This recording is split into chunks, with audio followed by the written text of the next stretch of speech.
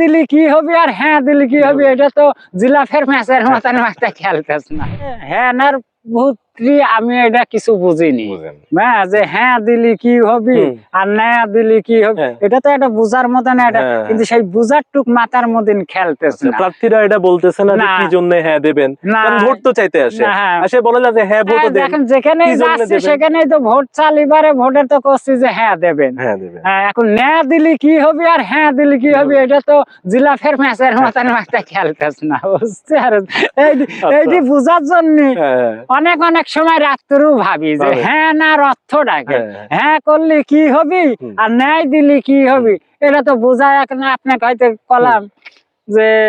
হ্যাঁ দিলি কি হবে আর না দিলি কি, ও একটা রকম হয়তো আমাকে বোঝা দিল যে হ্যাঁ দিলি বারে রাষ্ট্র এটা হলি বারে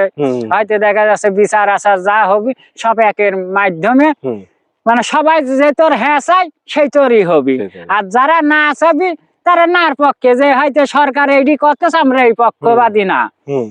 তাহলে সেটি নাই চলে গেল। কিন্তু এইটুকুই তো বুঝলাম, কিন্তু এর ভিতরে যে কি বুঝার কি আছে একটু কারো